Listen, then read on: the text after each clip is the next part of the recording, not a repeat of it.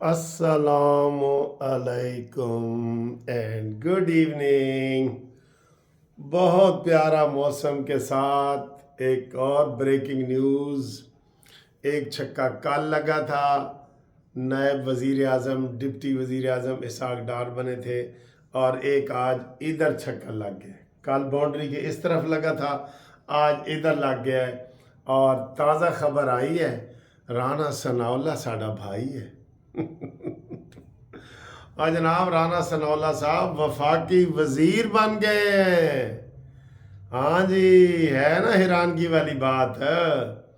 رانا ثناءاللہ کو ابھی صدر پاکستان نے منظوری دی ہے اور رانا ثناءاللہ اب وفاقی وزیر کے برابر ہو گئے ہیں اور ان کو عہدہ ملا ہے سیاسی اور عوامی مشیر برائے وزیر اعظم.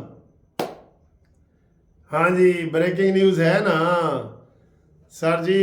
یہ جو کھچڑی پک رہی ہے نا, اس کی خوشبو جب پک جائے گی نا, آپ کو پھر بعد میں نظر آئے گی کہ یار اے اصل گل ایک ہی سی.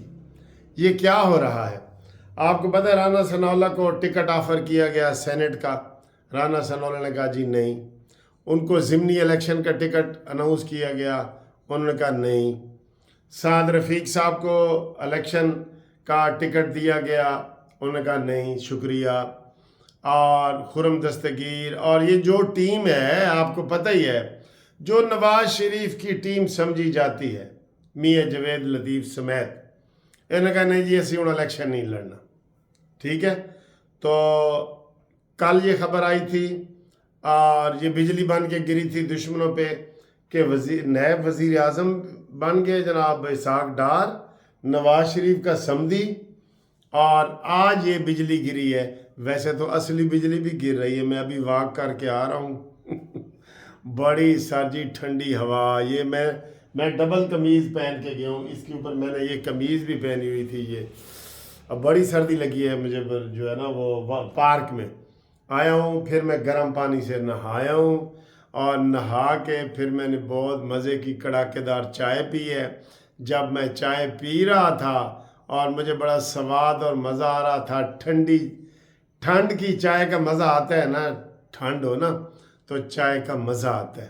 نہانے کا بھی مزہ آیا ہے. جب چائے میں پی رہا تھا صرف تو اتنے پٹی چل پئی ہے. بریکنگ نیوز, رانا ثناءاللہ کو شہباز شریف کا مشیر بنا دیا گیا اور اس کی منظوری صدر گرامی قدر آصف علی زرداری نے دے دی. اور سیاسی مشیر میں عوامی اور سیاسی امور, عوامی اور تقریباً سارے ہی آ جاتے ہیں. یہ جو ہم روز سیاست کر رہے ہوتے ہیں نا, یہ سارے آ جاتے ہیں. تو جناب بہت بڑی بریکنگ نیوز ہے. میرا خیال ہے یہ ایک کہانی آپ نے سنی ہوگی نا, ٹارزن کی واپسی. یہ وہ واپسی ہو رہی ہے آہستہ آہستہ. کوئی معاملات طے پا گئے ہیں کہیں جناب کہ جناب اسحاق ڈار کو پہلے انہوں نے کہا وزیر خزانہ نہیں بنانا, تو بعد میں وزیر خارجہ بھی بنا دیا اور ڈپٹی وزیر اعظم بھی بنا دیا. رانا ثناءاللہ کو کھڈے لائن لگایا, اب ان کو وفاقی وزیر کا درجہ دے دیا گیا. جناب جھنڈے والی گڈی پہنچ گئی ہونی ہے, جھنڈے والی گڈی ہے وہ پہنچ گئی ہونی ہے. ٹھیک ہے, تو یہ تو ہو گئی وہ. آخر میں ویسے میں تھوڑا سا اس کے اوپر اپنا ذاتی تجزیہ تبصرہ بھی کروں گا کہ رانا ثناءاللہ مشیر بنے ہیں تو اس کا کیا ہے. ٹھیک ہے, اس کے بعد آئیں جی اگلی خبر ہے کہ سمیں بند کر دی گئی ہیں 5 لاکھ. جی اچانک آپ فون کریں گے اور سم بند ہے دی, اس میں سے آواز آ رہی ہوگی کہ اے نے ٹیکس نہیں دیتا. ویسے سر جی یہ ہمارے ملک کے قانون ہے, قانون نہیں ہے, قانون تو نہیں ہے, یہ تو فنڈامنٹل رائٹ ہے. کوئی بھی چیلنج کرے گا نا اس کی سم کھل جائے گی.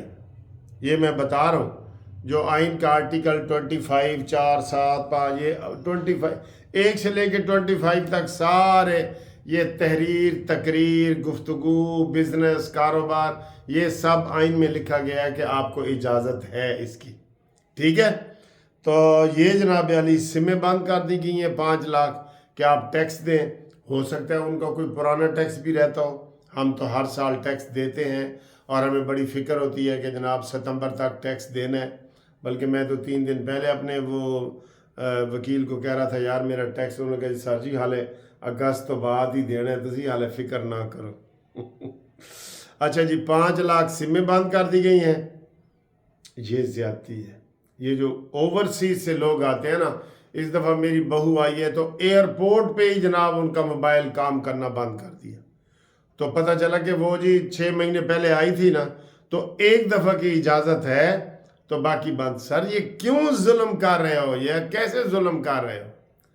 رانا ثناء اللہ آپ ہی نئے نئے مشیر بنے, عوامی رائے کا احترام کریں اور ان کے موبائل بند نہ کریں.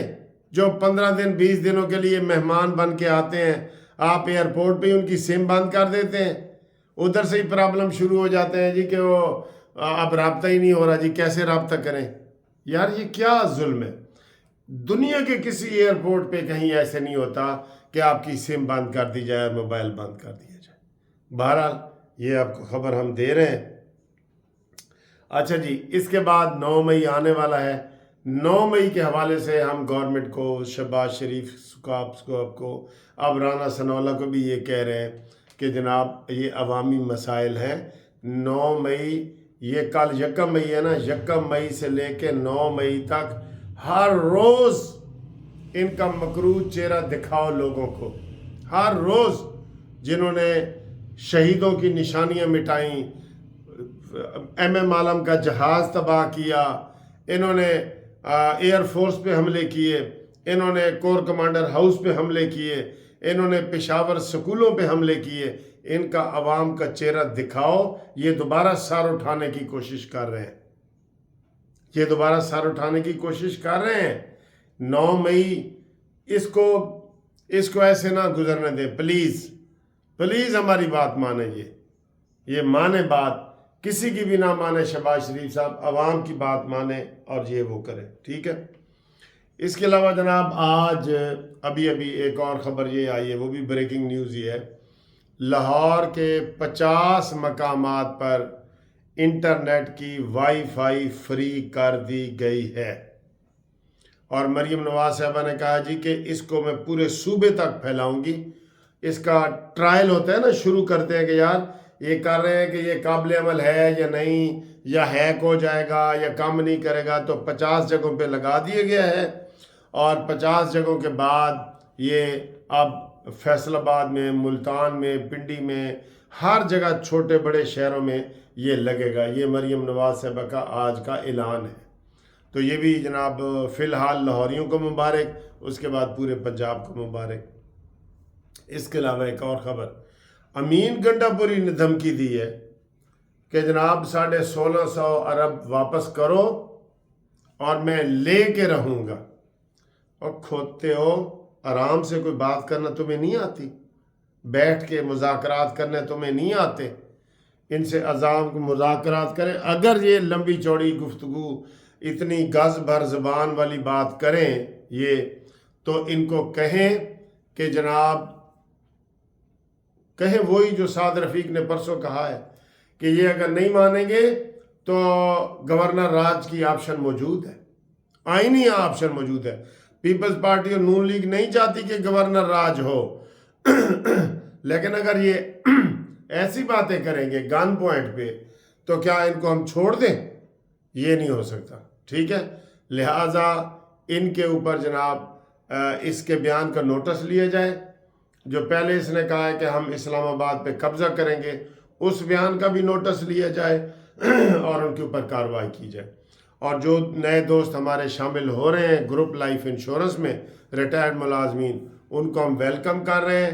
ان کے کیس دھڑا دھڑ پرانے کیسوں کے ساتھ بنڈل کے ساتھ لگ رہے ہیں, اور وہ انشاءاللہ تعالی ہم کوشش کر رہے ہیں مئی میں, جون میں, یہ لاہور میں بھی. اور اسلام آباد کی تو ڈیٹ بتائیے نا, 28 مئی لگ گئی ہے.